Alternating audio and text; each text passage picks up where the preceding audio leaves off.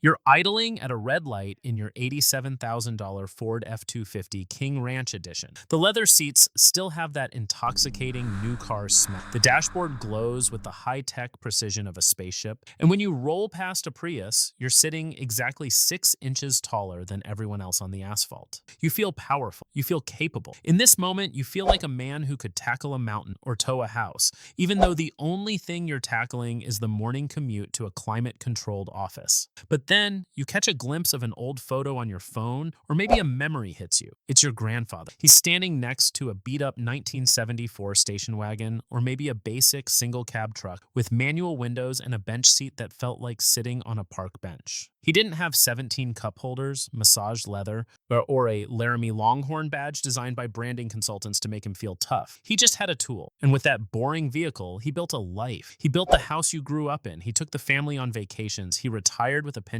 and a paid-off mortgage. The contrast between him and you is the story of a modern American epidemic. It's the story of how masculinity was hijacked by the auto industry and sold back to us as a $1,247 monthly payment. Today, we're going to calculate the actual cost of the Pavement Princess, the vehicle that looks like it belongs on a ranch but spends 99% of its life at the Starbucks drive-thru, and why your grandfather's boring financial logic is the only thing that can save you. Somewhere between 2015 and now, we decided that masculinity could be purchased. The truck lobby spent billions convincing us that ownership of a heavy-duty vehicle is tied to competence and being a real man. They show commercials of trucks conquering mud-slicked ones, but they never show the reality. A guy in business casual, sitting alone in gridlock, listening to a productivity podcast while making a payment that is actively destroying his net worth. Be honest with yourself. Your truck's bed has likely carried 3 items in the last 8 months: a bag of mulch from Lowe's, a kid's bicycle, and a case of Costco water. You are cosplaying as a blue-collar worker while the heaviest thing you lift is a laptop. You're buying a costume, a $90,000 hammer to hang a single picture. Your grandfather didn't need a billboard that said, "I can afford this payment." And he had margin in the budget and options in his career because he understood that a vehicle is a tool, not an identity. Let's look at the math your grandfather would have left at. The average new pickup in America now costs $62,000. But if you want the luxury trim that makes you feel like a ranch owner, you're looking at $75,000 to $95,000. You are likely financing a vehicle that costs more than your entire annual salary. The dealer shows you a manageable $1,247 payment stretched over 84 months. That's 7 years. You'll be paying for that truck longer than most marriages last. But the $1,247 is just the start of the Pavement Princess tax.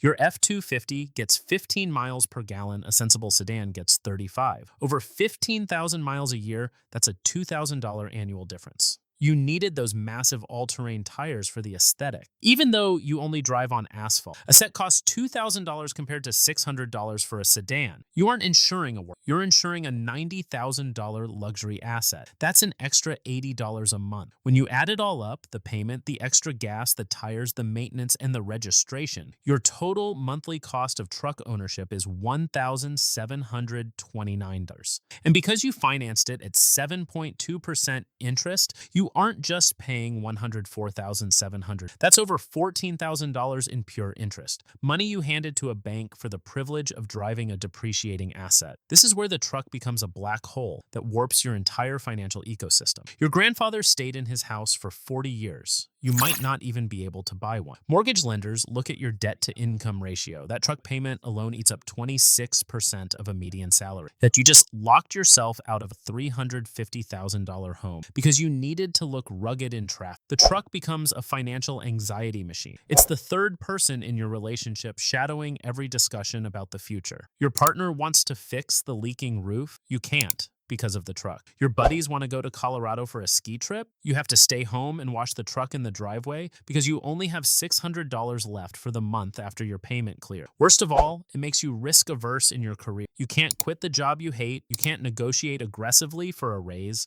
And you can't take an entrepreneurial risk because you are handcuffed to stability by a $1,729 obligation. That $90,000 status symbol just turned you into a wage slave. Now, let's run the parallel universe experiment. In universe A, you have the truck. In universe B, you follow your grandfather's logic and buy a 3-year-old Toyota Camry for $28,000. The difference in monthly transportation costs is $879. If you took that $95,000, think about that. The Pavement Princess owner has a truck worth maybe $45,000 and zero savings. The boring sedan owner has a car worth $95,000 in investments. The sedan owner can buy a lake house. He can buy the boat he was supposedly going to tow with the truck he didn't. He actually becomes the person the truck owner is only pretending to be. Your grandfather wasn't less of a man because he drove a station wagon. He was more of a man because he had financial literacy. He understood that you don't buy a $90,000 hammer to hang a picture frame. That the auto industry has weaponized your insecurity and turned it into a monthly payment. They've convinced you that you're not enough unless you're driving overpriced machinery. But the math doesn't lie. That truck is a luxury item masquerading as a necessity,